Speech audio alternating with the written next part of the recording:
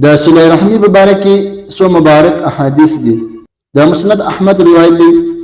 چې هر چاته نرمي ورکړل سو هغه ته د دین او دنیا شیګنی ورکړل سو. د شه همسایتوب او شه اخلاق او نتیجه د شعرونو آبادی او د عمرونو اوږدوالی دي. د ابو شیخ ابن حبان بیخی روایت دی چې چا پوښتنه وکړه یا رسول الله صلی الله علیه وسلم تر ټولو ښه عمل کوم یو دی؟ هغه صلی الله علیه وسلم ورته وویل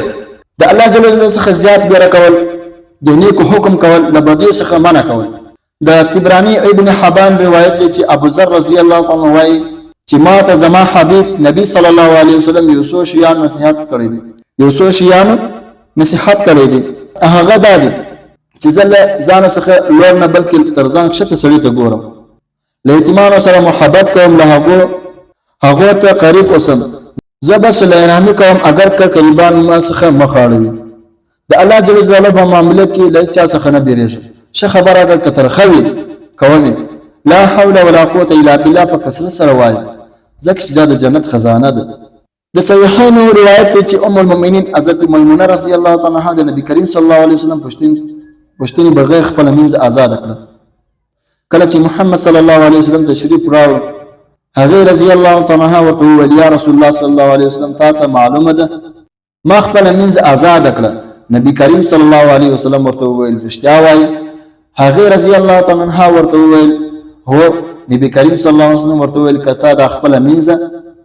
خپل د خاله زوی ته ورکړی وای ډیر ثواب به دې ترلاسه کړی وای. د ابن حبان او حاکم روایت دی چې د محمد صلی الله علیه وسلم په خدمت کې یو سړی حاضر شو او یې ویل یا رسول الله صلی الله علیه وسلم ما ډیر لوی ګناه کړی ده، د توبې صورت یې راته ښیه چې زه توبه وکړم. نبی کریم صلی الله علیه وسلم ورته وویل چې ستا مور ژوندۍ ده؟ هغه سړی ورته وویل چې هو ژوندۍ ده. رسول الله صلی الله علیه وسلم ورته وویل لاړ څه د هغې خدمت وکړه، دا هم صله رحمي ده. په بخاری او نورو کتابو کې روایت دی چې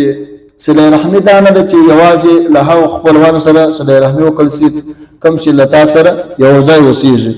او نږدې پراته دي، بلکې صله رحمي دا ده چې کم قریب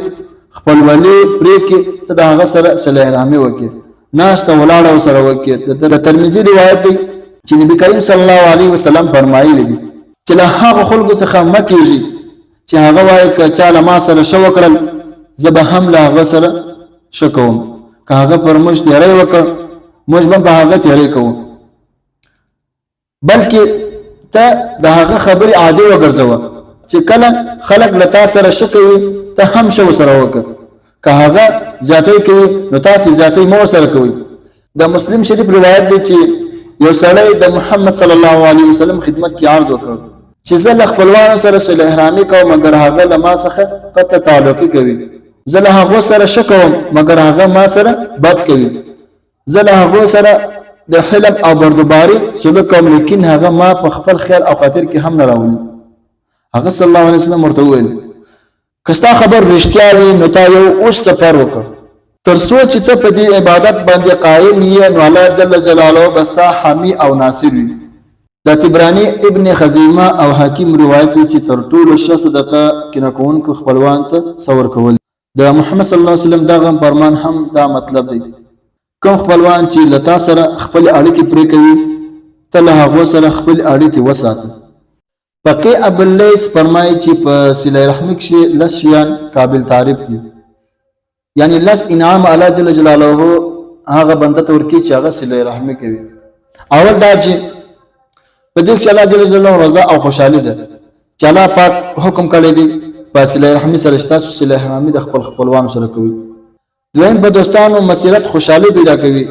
او د نبی کریم صلی الله علیه وسلم حکم دی چې بهترین عمل د مؤمن خوشاله کول دي چې تاسو خپل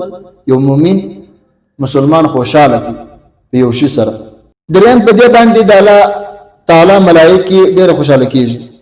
چې تاسو د یو مؤمن مسلمان سره صله رحمي وکړي هغه خوشاله کړي. څلورم د مسلمانانو د طرف څخه د سړي صفت او تعریف کیږي چې تا به چا سره صله رحمي کړي هغه سره دې ښه کړي وي نو هغه ستا تعریف کوي چې پلانکي ما سره دا شو که الله پاک دې سره ښه وکړي نو تا به په یو ښه ځای کې تا یاد کړي. پنځم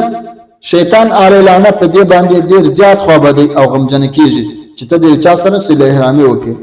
شپږم د دې په وجه په عمر کې زیاتوالی راځي چې د چا سره ته صلح احرامي وکړي الله جل جلاله به ستا عمر زیات کړي اوم الله تعالی به په رزق کې برکت ورواچوي د چا سره ته صلح احرامي وکړي یو څه ورکړي الله جل جلاله به ستا په رزق کې برکت واچوي اتم مړ په دې خوشاله کیږي پلار نیکه چې کوم وخت وفات شي هغه ته چې کله د دې خبر ورسیږي نو هغه ته په ډېر خوشحالي حاصلېږي چې پلانکی سره شو وکړل صلح احرامي وسره وکړل نو هغه مړ په قبر کې لا خوشاله شي نه هم د خپل منځ تعلقات په دې سره کوي کیږي کله چې ته د چا مدد وکړي پر هغه احسان وکړي ستا د ضرورت او د شفقت په وخت کې به هغه د زړه څخه ستا د مدد کولو خواهشمند وي او ته د چا مدد وکړي نو کله چې ستا یو ضرورت پیښ شي نو هغه خلک به ستا مدد او نصرت کوي او ستا به ښه کوي لسم د مرګ څخه پس به تا ته ثواب رسیږي چې ته د چا مدد وکړې ستا د مرګ څخه پس به هغه همیشه تا یادوي او د خیر دعا به درته کوي